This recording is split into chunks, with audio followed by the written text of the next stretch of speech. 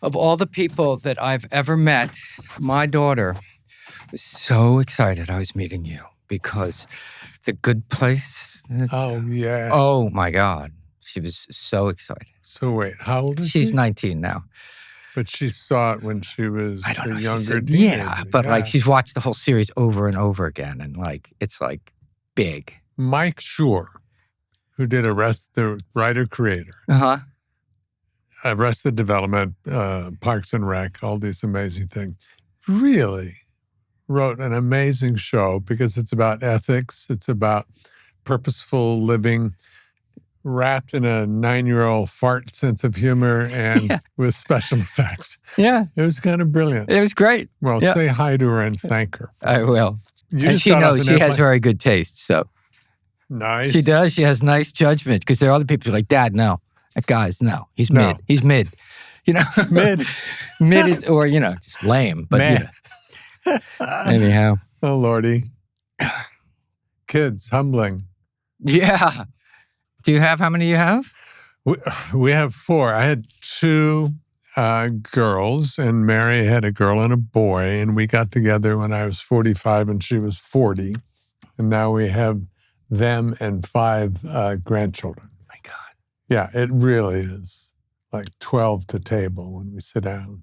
Nice. Yeah, nice. It really is nice. And we just had that moment with most of our kids yesterday, Easter. Yeah. You just got off an airplane. I did, yeah. We had that Easter yesterday, but there are only 5 of us there. Yeah. I have 3 kids. I just got off the plane from New York. Thank you for doing this. Your conversation that you are having going around talking about your book, Who Needs Friends, is the conversation I absolutely love. I've listened to a couple of interviews that you've had about it, so I hope I'm not covering the same ground. But this whole idea of building a sense of community has become, I think, so important in our world today. And that is, in a way, one of the side effects of what you were doing in your Well, that's road all trip. about what it's about. Yeah. You said it's not, or it is. That's entirely what it's about. And that sense of connection. Yeah. But I mean, I'm a guy that's very often disconnected. So when I told my wife I was writing a book about friendship, she looked at me and said, "Are you fucking kidding me? You?" And I said, "Who better to write the book?" Because I'm someone who's very not connected in many ways. And I'm very happy in my own company and very my solitude can veer over into isolation very quickly. But so I thought the idea of connection, I mean, I'm aware because I skirt around the edges of it, I'm aware how important it is. And I realize I'm a better person when I have it, but I often do without it. See, when you described yourself, you're describing me in many ways. Really? Because You seem so gregarious and outgoing. I am, but there's gregarious that slaps you on the back, goes, "Andrew, man, I love your work. And let's get together. I can be as surfacey as anyone in Hollywood, or mean it, because we've just worked together and it was the best time ever. And let's make sure we get together. And you don't. I mean, our jobs sometimes lead to that, unless you're Woody Harrelson, who's not here today, as you can see. He's here sometimes. Sometimes. He is an example of somebody who makes friends all over the world for real and stays in touch, and they flock to him wherever he is shooting in whatever part of the world. He does have that personality, doesn't he? He does. Just very attractive and winning, and you just sort of feel safe and fun and let's hang, dude. And you light up. So why not? That helps. Yeah. But I was the guy who always was like, no, it sounds great. I'll catch up with you. Don't wait for me. And never, ever did. That's me. I'll catch up. Don't wait. Yeah. Also, I'm the person who feels like it's very nice to be with a guy. It's relaxing. It's lovely. But it's beside the point.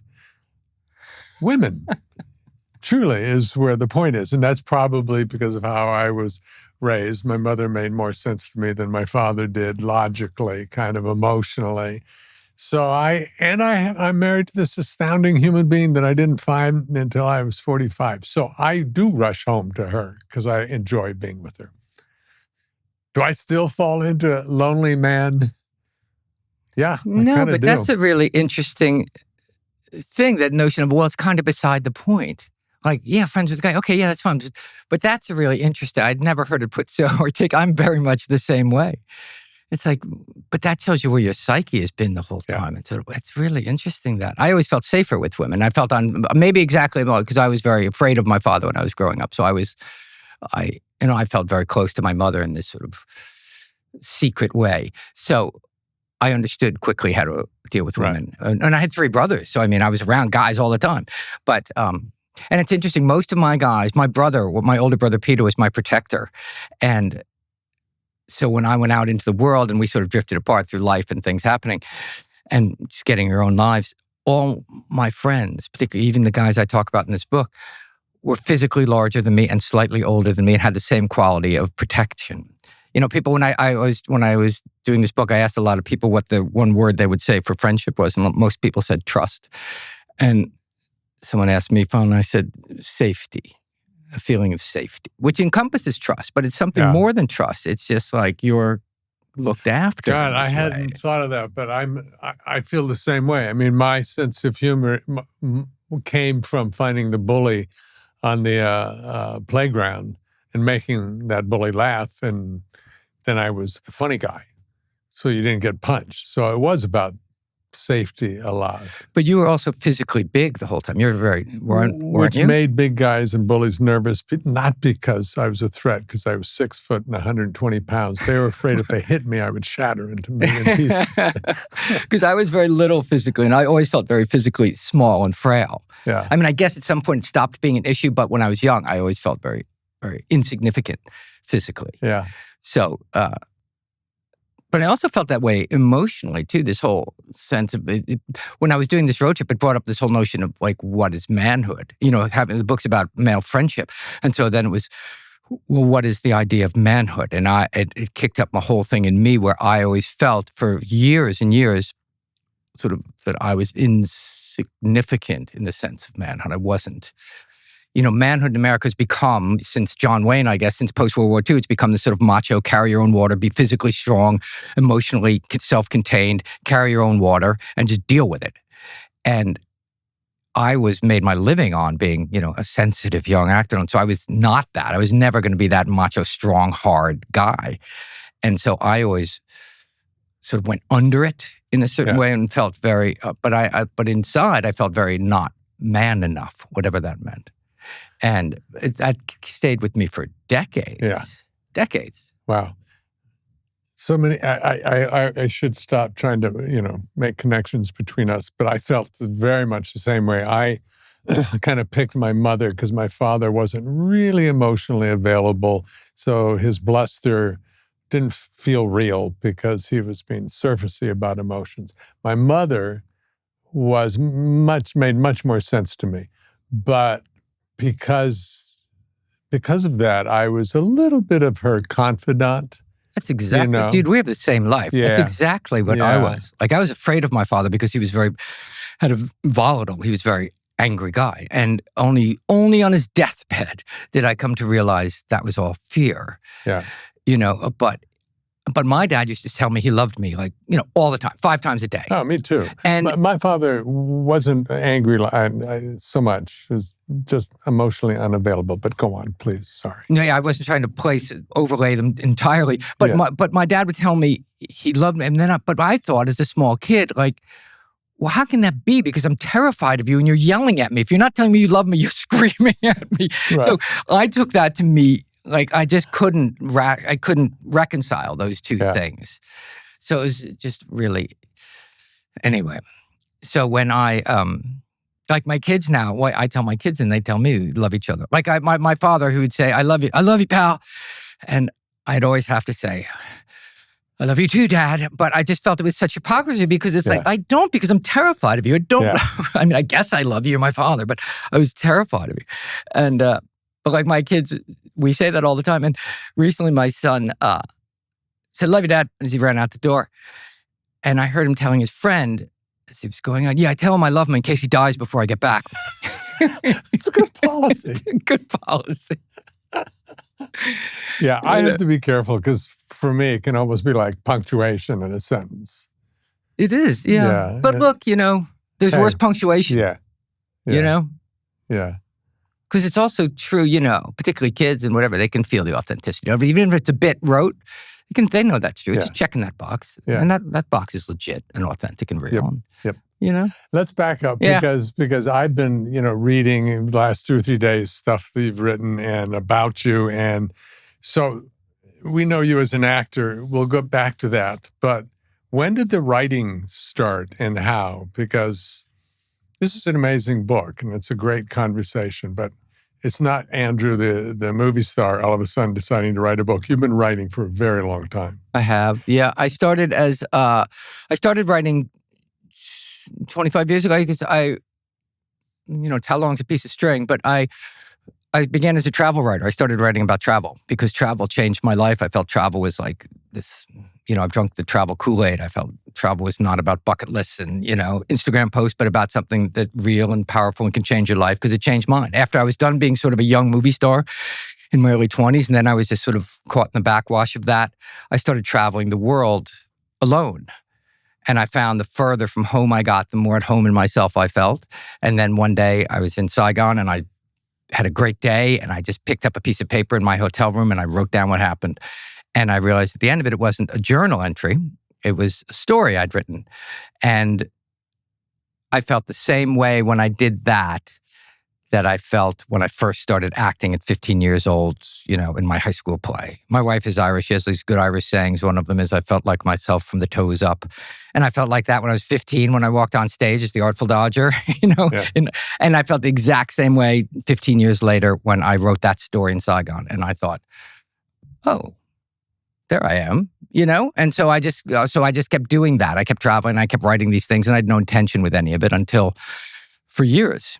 And then one day I did, and I met an editor, and I browbeat him into letting me write a story. And then I wrote for magazines and worked at National Geographic Traveler for years. And then the book started, and then, here we are. But it was also something I could do myself. I didn't have to wait to be given a permission to do it.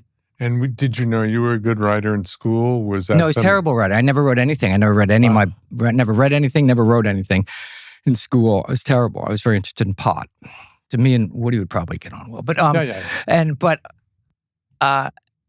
so I never wrote anything until that day. Literally in Saigon, I picked up a pen and wrote this story down, and I just But that was like because I hadn't written in so long. Like I hadn't written anything since high school when I was forced to, and somewhere in that intervening 15 years, something had happened inside me.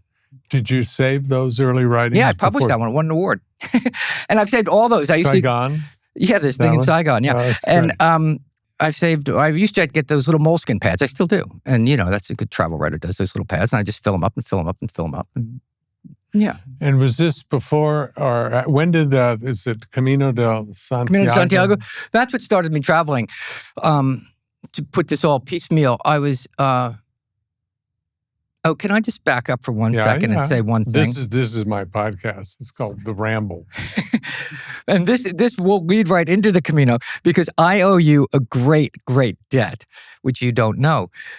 In 1992, I was in an alcohol rehab and in Minnesota. And I was all played out. I was 29 years old and I was just done. I made a mess of everything. And I was in this rehab and they were trying to get us all to kind of bond as a unit, and be all kind of, but none of us liked each other. We were all disparate people. There was no way this was going to be a unit. But one of the guys then discovered at 7:00 at night that Cheers was on every night at 7:00 on the rerun. And so we would all, after the counselors all went home, we would gather around and watch Cheers. And we would sit there and count people's drinks and talk about how you made the drinks. And that's not, he's got a heavy hand. He doesn't. And so we totally bonded over the alcoholic part of Cheers. And so it became this goose. And that changed my life. And, I haven't had a drink since. And so I owe you a great, it's so. Well done, may I say? Well done. Yeah. Oh, well, sure. Thank you. But soon after that, I walked across Spain on the Camino de Santiago, which is this ancient pilgrimage route, 500 miles across Spain, because I was sort of looking for myself, I guess. But how did that, that's not just something, I need to find myself. I'll go take a 500-mile walk. How did you know to do that, though? How did that even come into your sight? Well, because I was in a bookstore. It was always bookstore on West Broadway, and just killing time because I'm an actor, so I'm unemployed most of the time. So I was just killing the afternoon, and I was in a bookstore, and I was I was at the new arrivals table, and just sort of hanging around. But I was really looking at this beautiful girl. Like I'm looking across at you, I was looking at this beautiful woman across the table and just staring at her. And eventually she felt the eyes of, some pervert upon her, and she looked up and caught me. And instead of giving her my best pretty in pink, hi, I just panicked. It's working on me, by the way, but go on. Right. I just panicked, and I just picked up this book. Literally, I just picked up the book in front of me and went, oh, there it is. And I went running to the checkout counter. And so I went running, and I'm in just like a flop, but I'm so flustered, and just like, so I just buy this book. I walk out on the street, and I see that it's this book about a guy who walked across the Camino de Santiago called Off the Road. And I said, who cares? And so I took it home, threw it on a shelf, and a few weeks later, I was coming out to LA for something, and I needed a book to read on the plane, and so I picked up the book, and I read it on the plane out, and by the time I landed in LA, I said, I'm going to do that. I'm walking across Spain like this guy did.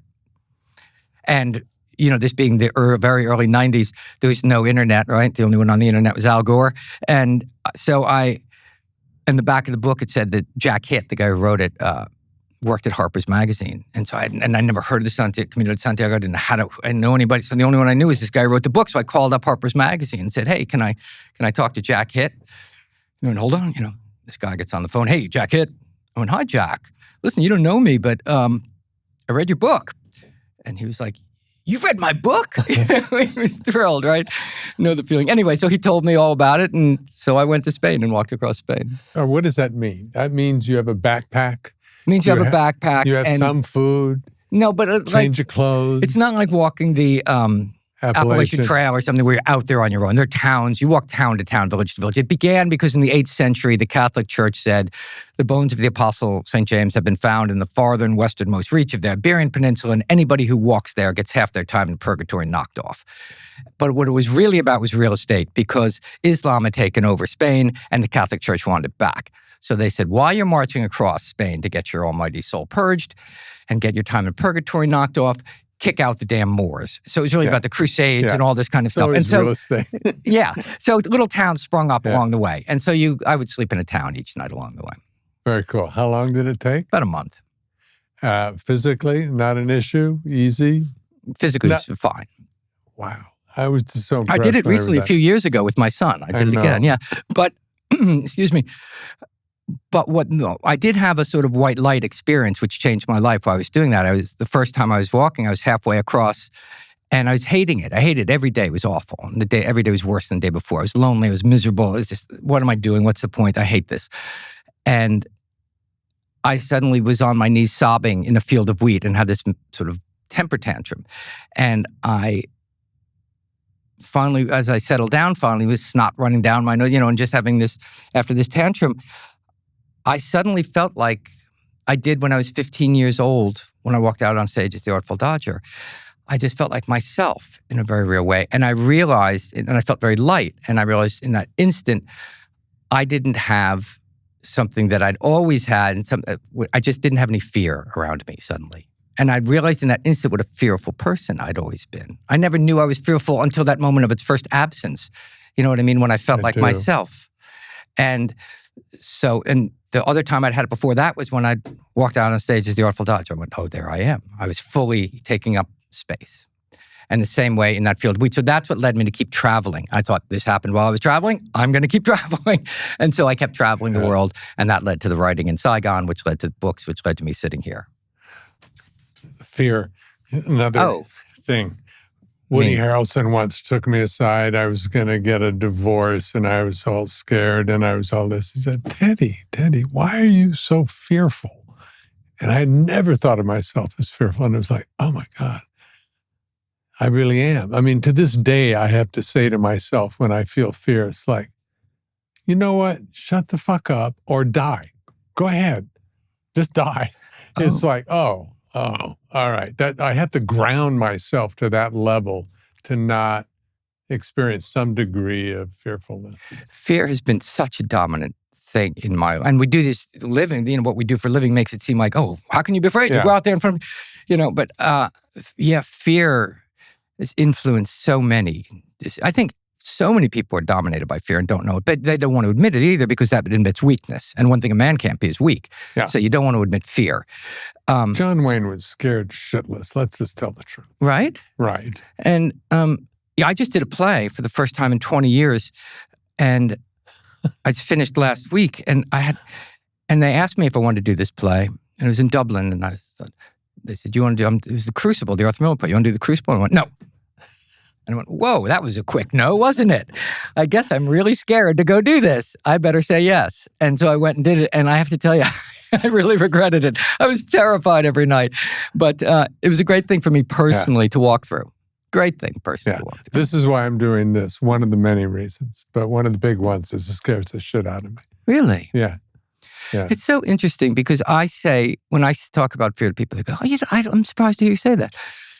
And I'm like, "Really? It seems I feel like that's what I lead with." And when I look at you, I'm like, "Really?" But of course, how could, why shouldn't it be? But you inhabit yourself in the world so gracefully, so it's an interesting thing. There's a certain level that we can operate on and how much fear, how close to it fear gets, that lid. How close to the lid the fear gets is the degree to which, anxiety and stress. I got stressed out just reading about, you were talking to Rob Lowe about your play experience. Oh. And was it this play that you just did or one play where you went in and you went up? Oh, no, this play, the first night I went out on stage and I went up. and in the second, maybe 3 seconds went, which seems like 25 years. And I think, oh my God, it's happening. It's happening. I'm going to have to stop the show and humiliate myself and humiliate my family. My wife will never be out to go. It was this crazy. And I just looked around to the people around me with that look of, please help me. Please help me. And luckily, I had not been mean to them in rehearsal, so they did. But, and in that moment, I thought, I'll never do this again. No matter how good this ever might get, I'm never, ever going to do this again. This is awful. And and that's why for 20 years I didn't do a play. But what was even worse than that night was the second night, because, oh my God, if I go up a second time, then I'm just setting up the pattern. So I was literally in my dressing room sobbing on the phone to my wife going, "How could you have let me do this? This is your fault." What am I, and she's just like, "Just breathe in 5, out 7, and, talking to me like I'm a complete idiot. But it was amazing how fear just swells up inside. But also, if you get past it and you do it, there's something that you can't act, which is vulnerability. And that vulnerability and courage of stepping out with the fear and conquering that is a palpable thing, I think, in a performance. That was a fantastic thing, and it was a great experience. Ultimately, great experience. Would I do it again? Maybe it's like pregnancy and you forget the pain, but I might go back to it again. But I was certainly glad to do it, that I have done it. Okay. So writing, and now you decide to go out on the road because your son said, "Hey, Dad, tell me that." I was sitting at the kitchen table with Sam, my son. He was about 21, I think, at the time. And he was telling me a funny story about one of his buds. And when he was finished, he just kind of looked up and said, "You don't really have any friends, do you, Dad?" And I took the hit and I said, "Well, son, there's more to my life than my children are aware." And I said, "Yes, Sam, I have friends. I just don't see them, but I know they're there, and that's enough." And he kind of went, "Okay, whatever." And he left. And I sat with that for a couple days, and it kept coming back to me. And I thought, you know what? It's not enough. I need to go see these guys. Because I, like many people, just to back up, when I first left home at 17, went to New York, and I've met this group of several guys who are like my, as we call them now, chosen family, right? They were the people that I hung with, that I learned from, that I became... They're largely responsible. Knocking on doors as an actor? No, just drinking in bars, right? And they were just because only one of them is an actor. And we just became, they were my guys. And through life and careers and whatever, they all moved out of the city. And I hadn't seen any of them in years, some in decades. But they're largely responsible for me becoming who I become in a very real way, Because those foundational relationships that happen just as we're cusping in life are so important, right? And so so I thought I need to go back and see them. And so I did. I drove, and I hate driving, and I hate driving on the freeways and things. So I drove back roads, and I'm a travel writer. So I thought, oh, that'll be interesting. So I drove 10,000 miles across the country to go see these guys. But what was more interesting to me even than that, which was fantastic and a wonderful experience, was I stopped and started talking to guys along the way, just random guys I would approach. Break that down for me. You're driving along, you pull into town, and you go, how does that happen? I stop and I get, the first one, I stopped in Philadelphia and I wanted to get a cup of coffee. And so I'm in line at the coffee thing, and me and this guy just started chatting. And I said, I'm on my way to see a friend of mine. I haven't seen him in years. I'm going down to see him. And he goes, oh, that's an important thing to do. That's a good thing to do. And he goes, yeah, I should do that with my friends. And anyway, we just started talking. And then, so the conversation started. And then it happened again somewhere. I just, mentioned I was going somewhere and to see friends. And then it became an act. And I thought, this is interesting. And so I actively then would go approach knowing people. You might write a book, or would you go home by the time I got to and... West Virginia, I thought, oh, there's a book in here. Yeah. And so I'm always thinking that, particularly when I'm travel writing, I'm always thinking there's maybe, I'm taking notes thinking there's a story in here somewhere. I don't know, often maybe there isn't, but I just take little notes when I go. And, but then it started to be that I started talking to these guys, and a theme started to emerge of certain attributes. And, and I'm going to see my friends, and there are men who are telling me they don't have friends. They're like me. They haven't seen their friends. And, because invariably people would say, oh, that's a great thing. I should do that with my friends so many times, And so it just evolved, and it grew into this me then approaching dozens and dozens of men, just sort of anywhere, in bars and on gas stations and anywhere. And ask them, can I talk to you about your friends? And invariably they look at me like, dude, But then I'd say, no. Anyway, but not one man said no to me. How many recognize you, Andrew? Not many. Because I'm in these rando places in Mississippi, some people go, you look familiar, honey. And that was the waitress who said honey, right? Yeah. That's a different story. So I'd get that. But some people would, but they didn't really care. It's very out of context, too. I wasn't walking down Hollywood Boulevard or something where, people were looking for, looking for Ted Danson or something. You know what I mean? I was just some guy. And mostly it was the you look familiar thing. And if anything, or people didn't really particularly care. Because I was also talking about something completely other. And guys are less likely to, but my audience would be, if it were women of a certain age, they would have seen Pretty in Pink and whatever, and they would have known me much more than the guys would. Guys wouldn't really notice. So, anyway. You've accomplished your mission, and I think the book will too, because I'm sitting here going, why don't I, And I just thought back to a moment, height of cheers, went back to the prep school. I went to school in Connecticut, and it was because it was the height of cheer. It was the first big reunion or something. And I was a rock star for the first afternoon, evening. The next day, people had gotten over it, and I was Ted, 13-year-old Ted again. And I found myself walking behind by myself this group of guys and girls laughing and talking and reminiscing. And I was 15, 20 yards by myself behind them. And I had this flash of going, oh, I had to become famous to give me the right to walk in the door, any door. And it's like, wow, so insecure, so afraid of. So part of my brain goes, because for a long time, I don't think I do anymore, kind of compartmentalized my life because I was half-baked, or I was going through a period of lying in my life, or I was getting a divorce, something where I was half-baked. Now I don't feel that way. I feel integrated in all of that stuff because mostly of Mary and the work I did before I met her. But if I go find a person from back in those days where I was still half-baked, am I going to have to go, all right, let me bring you up to speed. I'm not that 13-year-old Ted. I'm this Ted. Well, they probably saw the real Ted and not that part of Ted, because that's not the real Ted. That's the insecure whatever that we all have, right? But I found with my friends, I didn't catch up. I picked up. You know what I mean? I have those friends, yes. where you just pick up. And Yeah. they're wonderful Yeah. and relaxing. Well, that's they're what wonderful.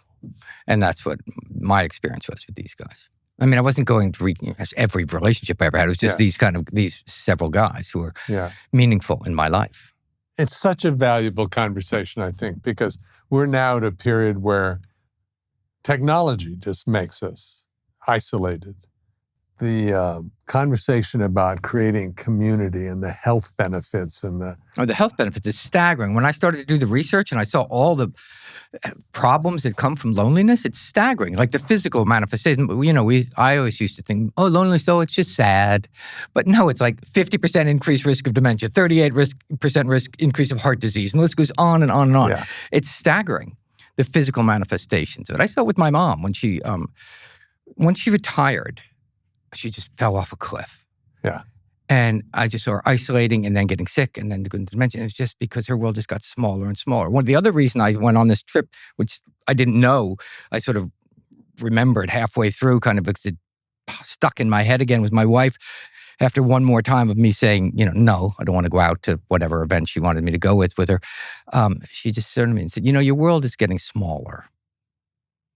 And she may have said it with love, but she didn't say it with much affection. She didn't back off.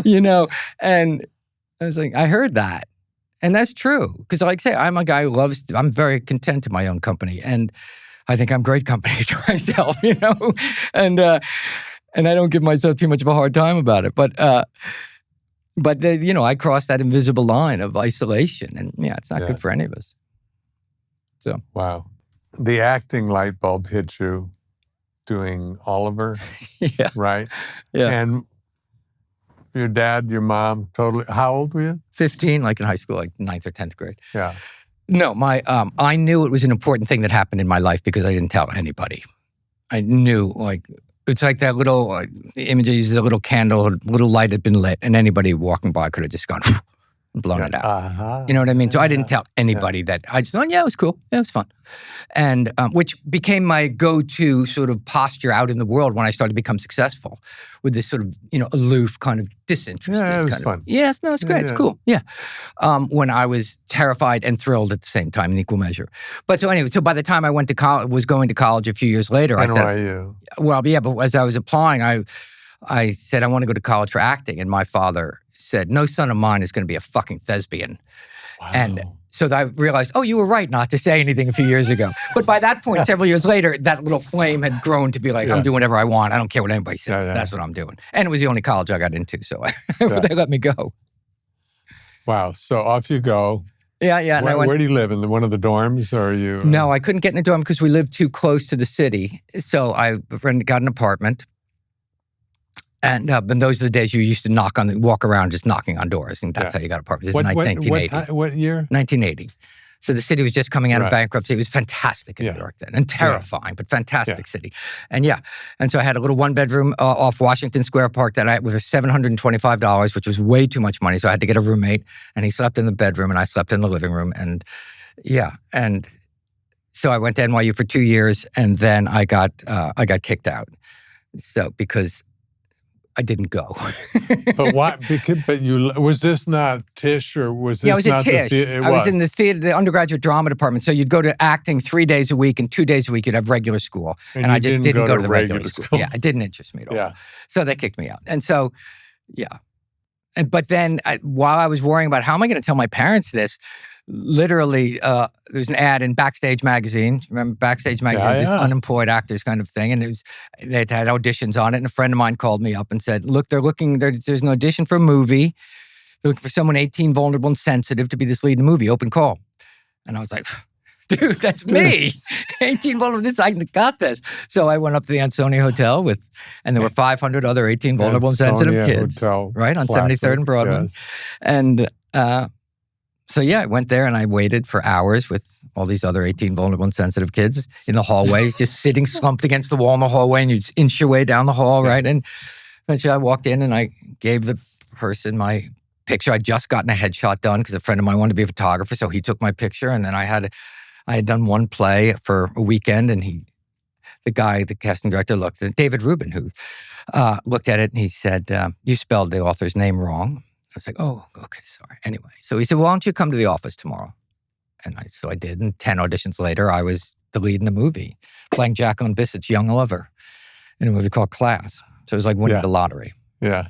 It was incredible. Truly was. It was incredible. Yeah. She was everybody's my God. astounding, on a pedestal of beauty. She was just amazing. Yeah. They even did a Cheers episode where Sam Malone made a bet that he could get Jacqueline Bisset to come in and go out with him. It didn't work. Didn't work out. But he found someone who was legally named Jacqueline Bisset. Anyway, what a great beauty. And she's a wonderful person, act. too. Wonderful. Yeah. She was wonderful. She was so kind to me. Yeah, she put you up, right? Yeah, she did. After, right at the end, she said, Andrew, what are you doing after the film? And I was like, I have to go get an agent, Jackie, because I didn't know anything. So I have to come out to Los Angeles. And she's, where are you staying? And I go, I don't know. She goes, well, you stay with me. I'm like, okay. After shooting. Yeah. And she was living with Alexander Godunov, the Russian ballet guy. Remember that? Yes, and so I went and I lived at Jackie's house with her and Alexander for like 6 weeks when I was, and Jackie used to drive me to my auditions and my go-to meetings. God, what a sweet lady. Oh my God. Wow. She'd have her big Cadillac convertible. And I always remember I was meeting some agent or casting for someone early on. And the guy says, how you getting around? Down, kid. I go, oh, Jackie's driving. Jacqueline Bisset, yeah. No, and she's waiting outside. So he goes, where? And so we got up, we went and looked out the window, and Jackie is sitting at the curb in her convertible, just waiting for me. And his jaw dropped. Yeah. Was this before the movie came out? Yeah. Yeah, perfect. How wonderful. It was great. And it was the most wondrous time, though. She was so kind to me. And she used to have these amazing dinner parties, these giant, there's Louis Malle and all these incredible, interesting people. And I'm like, pass the salt, Candace, would you? And there's Candace Bergen over there. And it was just great. And it was amazing. I should have quit show business right then because it was the most wondrous, kind of innocent time. Candace Bergen's become a great, great friend of ours. Oh, really? Because Mary worked with her several times. And what I only knew her as a dinner companion. Yes? 40-odd years ago. Roddy McDowall used to have those dinners. Did he? Where you'd be sitting next to Gregory Peck and, Yeah. Those Lauren people are Bacall, wonderful about that. Those sort of Hollywood people that just embrace all that. You're comfortable in that world, are you? I am now. Yeah. I think I'm old enough also and I've reached the Mr. Danson stage. People will at a certain point call you, Anyway. Because I was never comfortable in that. I was never comfortable in that kind of. Well, I wasn't. I mean, I'd have a shit-eating grin on my face most of the time. But I was with Mary, too, and she's very sincere, so it calms me down to be around her in public. But now I'm fine talking to people and going up to them, and I feel like I've earned the right to be able to tell them how much I enjoy their work or sit down and talk with them. It's great. The only person I ever met that I felt, I was invited to the 75th anniversary thing at Paramount Studios. So this is 86 or so, and Pretty in Pink had just come out, and that was a Paramount movie. And they had this. One year I was there. You were there, because you're in the picture. Yeah, you were there. And Annie Leibovitz took the photo. I don't remember who took the photo. But it was this giant 75th anniversary thing in Paramount where they invited everybody. Yeah, of course you would have been there. And there's an amazing picture, and Liz Taylor's there, and everybody, Gregory Peck, and all these, and I was so hungover. This is back when I was still drinking, because they flew me out like the night before. Obviously, somebody canceled, so they invited me at the last second. So I said, sure, I'll go. You don't know that. Well, it was like 2 days before they called me. So anyway, and so I said, okay, I'll go. But I was so nervous and felt like such a fraud. Like, what am I doing here with, Robert De Niro and, all these people? And so I got so drunk. I was so hungover and I was terrified. And I just sat in the corner the whole time and find the publicist. They're trying to get me out and talk to people. And I go, well, I'd like to meet Jimmy Stewart. Oh. So they took me over to Jimmy Stewart. I'm jealous now. And I said, Mr. Stewart, it's not a real pleasure to meet you, sir. And he goes, well, my pleasure, young man. And that was it. And I go, okay. And I walked away. And but then, thank God for Henry Winkler. He saved my life because they dragged everybody out to have their picture taken under the arch or under the big thing, right? And so Henry just grabbed me by the elbow and just propped me up and stood me right next to him and held on to me. And I got a chance to thank him years later. He also did. No, because I have no idea what you're talking about. I go, but you were really important to me on that day. He's always He's a lovely sweet guy. soul. He's Lovely a lovely man. Talked to him a couple of weeks ago. It was very sweet. We share a director, Joel Schumacher. Oh, Joel. Yes. Joel, I kind of miss Joel. I did Cousins with him, and it was a pretty good movie. It was one of the better movies I was in, and I have a fond memory of him. He did say to me once, though, and it rocked me to this day, probably. He said, an artist can't have middle-class morals. I'm about as middle-class mores as you can get. And I kept thinking, oh dear, I'll never be an artist. He did. Go ahead. Finish. That's all. He did something to me not entirely dissimilar. We were filming on the back lot somewhere where they're setting up and the sort of dusk. St. Elmo's Fire. Yeah, St. Elmo's Fire. We're doing St. Elmo's Fire. And he'd given me, I'd auditioned a couple of years before for a movie called DC Cab that he directed. Right. And I desperately wanted this part. And thank God I didn't get it. It was a Mr. T vehicle that I never saw it actually, but I didn't get it. And I was heartbroken. And then he remembered me from that. So a couple years later, he asked me to come audition for St. Elmo's Fire, and he fought to get me the part. And because I was brought out to Hollywood to kind of, to the studio head to go talk to and meet the studio person, because I was not in any successful movies up to that point. So they wanted me, I had to go impress the studio head, and they sent a stretch limousine for me. They put me up at the Chateau Marmont, and they drove me over the hill to Warner Brothers lot, which Columbia was sharing with them at the time. And I was brought into this exec and sat down, and Joel was there, and I just sat there going back to my sort of aloof kind of disinterest. I was so nervous and excited that I just was like, yeah, it's a cool script. It's cool. Yeah, it's cool. Couldn't have cared less. And the guy, and Joel's like elbowing me to, come on, impress. And I'm like, I just was incapable of chatting it up and being, And I remember then Joel's assistant drove me home in his VW Bug. So I drove arrived in the stretch limo, was driven home in a VW. And as I was driving home back over the hill, that metaphor was not lost on me. And I said to the assistant, oh my God, I just blew it. I want this movie. And the assistant went back and told Joel how important it was. And Joel called me up and said, you jerk, you totally blew it. But then he went to bat and got me the movie. But anyway, so then we're working at dusk. And come on, take a walk with me. And Joel's so tall the way he was. And he drapes his arm over me. And he says, and this comes out of nowhere. He goes, like all great artists, you're very selfish. Okay, Joel, you're very, very selfish. And he just turned around and walked away. And that was the end of it. And that was our encounter on that. I think, and I never understood what it was, except it seemed designed to sort of take me down a notch. I do believe that. Oh, yeah. I do believe that was part of his directorial style, to knock you down a peg or something. It was a weird one, that. Yeah. And I always owe Joel because he gave me a career. But that was huge for you and the world gave me a career. And everybody thought, Yeah. And then I did Pretty in Pink after that, and that really gave me a career. Then I started being able to have sex with people. Until then, it was pretty meager. Yeah. That's all true. So you didn't stop drinking, if I may, until 92. After. Yeah. So you had become huge famous. Yeah. I mean, I stopped in 92. I was kind of played out by then, yeah. But I mean, I always say I wouldn't, people always go, oh, well, you were too young, successful, that was too much for you, so you drank. I'm like, no, I would have drunk anyway. I just was able to afford better vodka. But, certainly functional. You to couldn't a point, have done everything. To a point. Well, when those kind of movies, that was early on. I was just starting to drink in those movies. Yeah. But I certainly think it derailed my career entirely. Yeah. Really? Yeah, because not only the drinking, but then the years it took to recover from the drinking.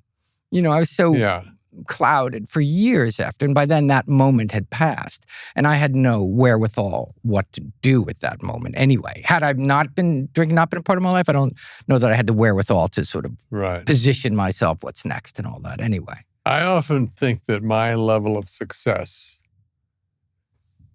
it sounds like I planned it this way. I didn't. And you never know what you planned and what just, you were never going to be a massive movie star, Ted. You were going to be this kind of whatever. So you never quite know whether you designed it for yourself or not. But I couldn't deal with any more success than I have now. I couldn't have dealt with being shot out of a cannon, maybe like Pretty in Pink did for you. I have always been a little stepladdery kind of thing in my life, one step at a time. I think it that's really interesting. Suits me. Well, and you have obviously achieved massive levels of success. But I remember doing Alec Baldwin's podcast for the first book I did. This is 12 years ago. And he had a podcast, or before his podcast, really, a radio show on NPR called Here's the Thing, or something like that. Anyway, I was doing an interview and Alec Baldwin was interviewing me. And he was a terrific interviewer because he did no preparation, but he was wildly curious. Yeah. And he'd listen. He listened really well. And we were talking about early fame and me, sort of my reactions to it. And he said, well, maybe you just didn't want it. And that hit me like a ton of bricks. Yeah. I realized my temperament is ill-suited for that kind of thing. I want to be treated special. I want to be treated, given all that stuff. But my temperament is not suited for that kind of public. So when you're saying I'm successful as I could be, or whatever, is that what you said? Yeah. Or as much as I could deal with. As much as you could deal with. Way. You know, I think I think now I could deal with a lot more than I have. But back then I had much more than I could deal with. Yeah.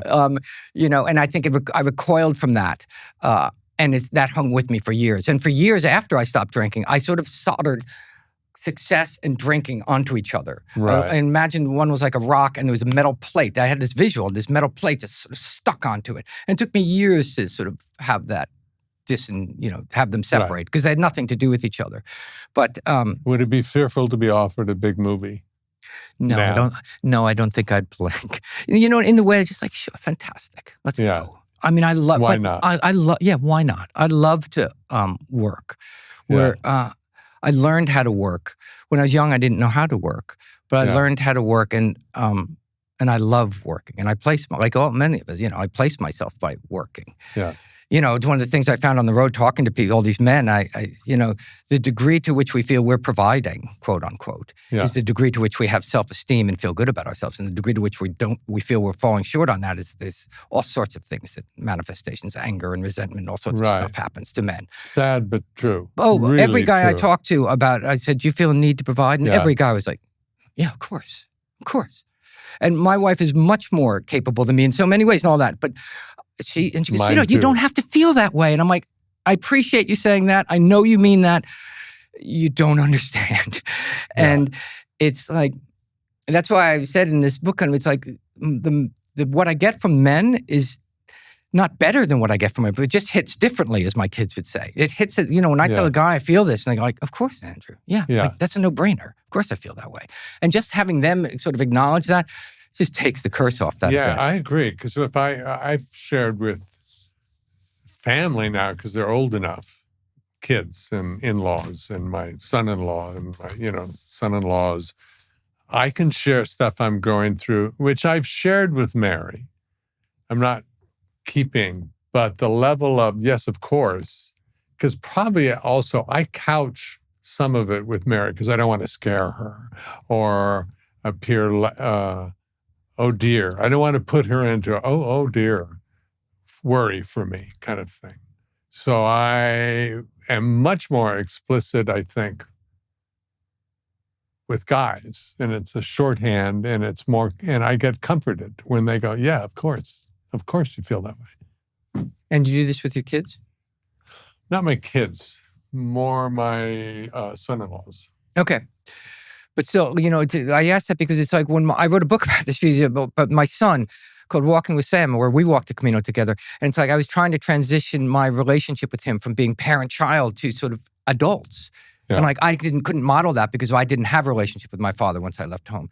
So when you said that about talking to family, I'm like, it's a really important thing to be able to, so I will say to my son in certain ways, not totally now, but we're getting there. He's 24 now, where I'll just share that kind of thing. Yeah, I feel like I got to provide with him. I haven't gotten a call in a while. So I'm just a little stressed about it. Whatever it happens to be. And he'll be able to hear that. And he's, instead of feeling burdened by it, which is what my worry was always, he feels welcomed and included, and he can see me then. And then, so if he sees me more, he's seeing me as a human and not just as his father. Yeah. And so to me, that's been a huge transition to actively try and cultivate. So when you were talking about with your own family. I'm checking myself right now because there's not a thing that I don't share with Mary, and not a thing that isn't duplicated or witnessed by her. And I'm not trying to clean up on aisle mistake here. That's the truth. And my kids know everything about me, good, bad, ugly. But there's something sometimes about a guy duplicating you that is different than children or wife. Yeah. Yeah. Sure. I mean, and actually, once you get that kind of duplication, it lifts. Something lifts a little bit. And it's just relief. And it's just, Yeah. But this also doesn't even have to be verbal in that way. The cliche of guys going out and playing golf and you come back afterward and my wife will go, how's Rich's wife doing? I go, she's fine, I guess. And he goes, well, she just had the cancer operation. Oh, yeah, we didn't talk about it. She's like, what did you talk about? And I'm not a big golfer, but and I just, no, good shot. There's something about just even the physical, just sort of being in that is in a certain way a relief. Yes. And guys, I don't think this is right or wrong. Guys digest things a hell of a lot slower. And sitting with something and not talking about it is not just avoidance. Sometimes it is part of the process. Not talking about it, but allowing it to sink in for me. I'm so slow with my emotions. Mary's emotions are right there. I take the high road immediately. Everything's fine. No, it's good. I got it. I can spin it and contextualize whatever's going on so that I can feel happy and still feel joy. And then slowly but surely I'll let in the, oh, fuck. I go right to the oh, fuck. Really? And then maybe it ekes up to like, oh, remember Joy? Yeah, Joy's good. Okay, tell me about directing. You've done that. You've done that on some big shows. I directed TV shows for a while. Yeah, I haven't done it lately. Don't want to do it anymore? I'd love to do it. Blacklist was... I did a lot of Blacklist. I did a lot of Orange is the New Black. I did a bunch of shows. I did about 100 hours of TV. And I loved doing it. A couple things, though. The culture changed. And, I was a bit middle-aged white male, and that suddenly became a less desirable quality. So there's that. But it's also a lot of the shows I was doing at the same time kind of stopped going. One thing I learned as a TV director is, and someone told me early on, and I didn't listen to it. They said, do never be loyal. You get to do as many shows as you can do. Like, you're not going to get any more benefit out of doing 25 Blacklists as you are as doing 2.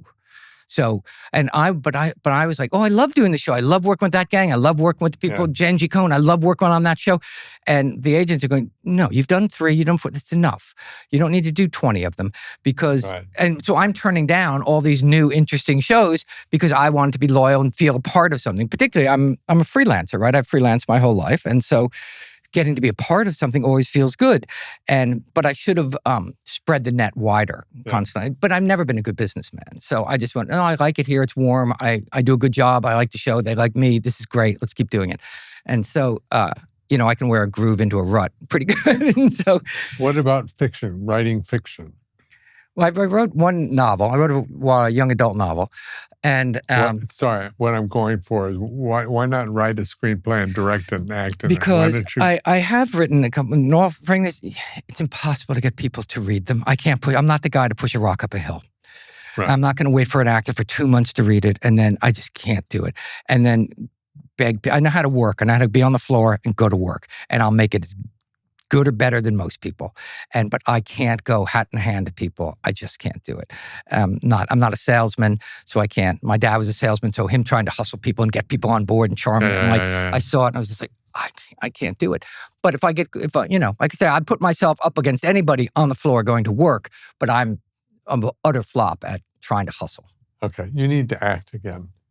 Yeah, no, you really do. I would love to see you work again. Yeah, thanks. Yeah. Yeah, it was fun doing the playing, and it was fun to act. But I have to say, it feels like coming home when I acted again. It feels like coming home to myself in a certain way. And that was nice.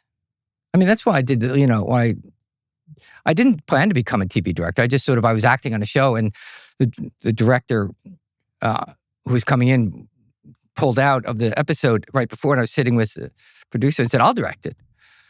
And then he was like, "Yeah, okay, I'll bet you could." And so I did one, and it was success. I came in quick. Wait, what was it? That was called Lipstick Jungle.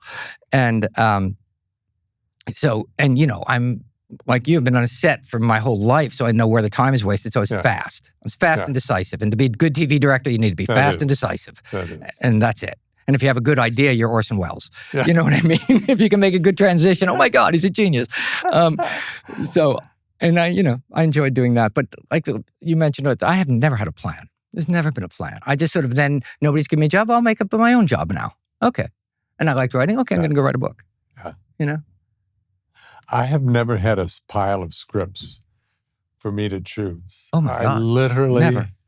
No. I mean, I'm sure some get weeded out at some agent or manager level, but not really. I seem to get the thing I should be doing next.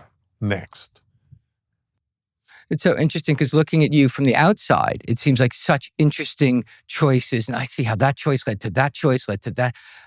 What a lovely, interesting career. It's a very elegant, and it seems to suit you and match you. There's a certain level of elegance and not nonchalance, because we know that with that nonchalant and that ease, there's so much work goes into that kind of appearing effortless. And, and it does appear effortless. So it's just so interesting. And I believe you, and I know better than to think that it just naturally evolves in this sort of fluid way. No, but I do think that if you, I always say I have a great manager and great agents and all of that stuff, but I have really good angels. I feel like acting has been part of the fabric of me growing as a human being. Absolutely. When you say, I always have thought, why did I get this part at this time in my life? Always. And, like I just did this play, and I was playing a judge who's just nothing but pure authority and assured in his authority. And I felt so the opposite of having any authority, because I hadn't done a play in 20 years, so I felt so insecure. But I had to just walk out on the leading edge of absolute authority. And it was so good for me. Yeah. And I knew, that's why I got this part. Yeah. You know what I mean? And so I've always... when you don't even have to look very far for, like you were just alluding to, those examples you used of why, I got this part because of this. This is why I'm doing this. Yeah. Yeah, and that's one of the wonderful things about our job, is that because you're constantly sort of learning about yourself while you're doing it. Yeah. That's the fantastic parts about it. I can't wait to see what you do next. Acting, really, seriously, I can't. Me too. You're a delight, man. What is your kind of North Star? How do you know if you're doing something right or wrong? Your wife? You have heroes? You have philosophers in your mind when you have big decisions in life, or how you react to what the world is doing?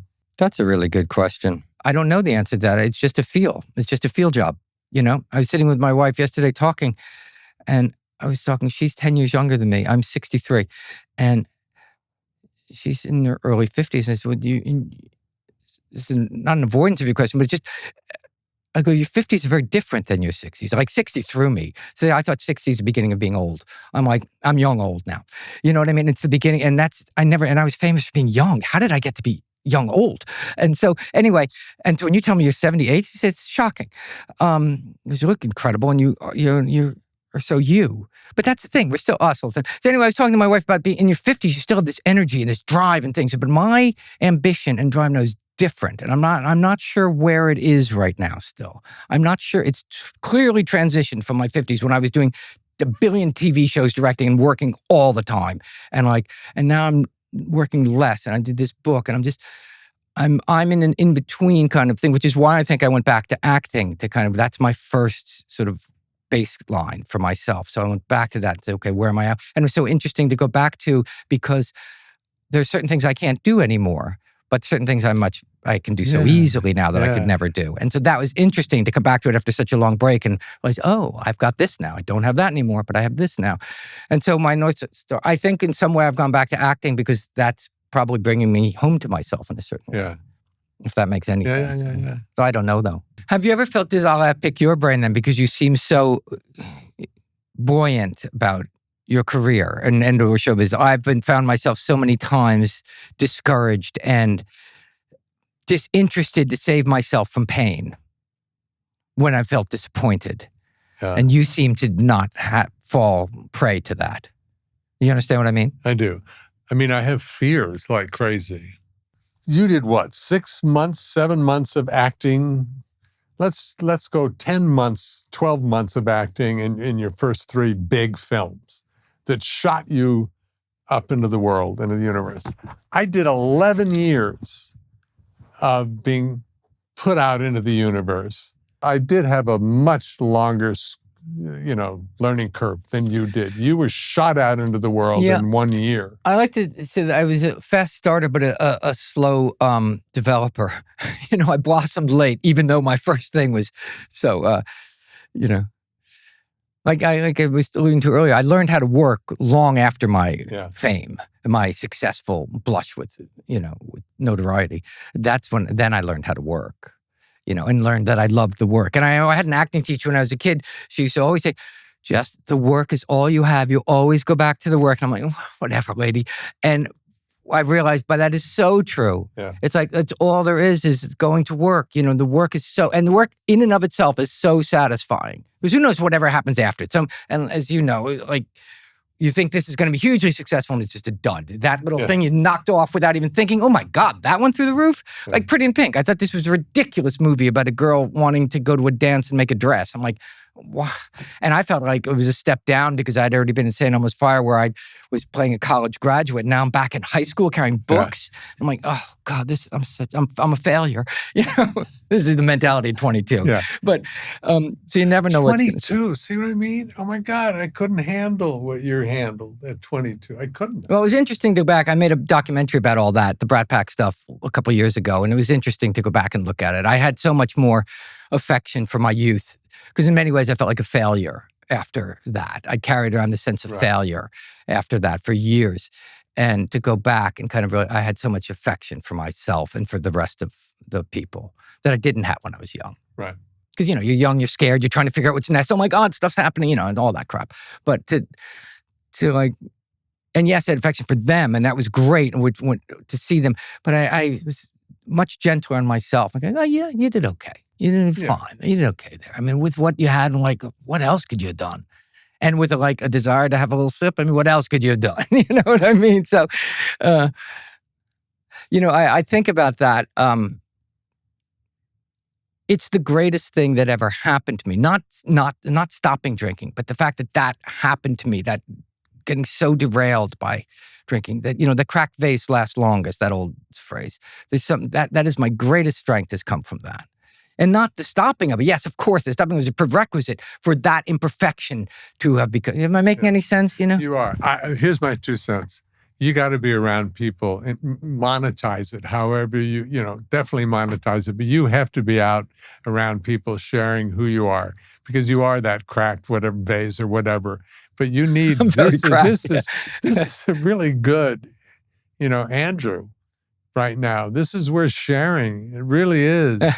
I really it's am. Right here. I'm excited to see what you do next. I really am. Nice.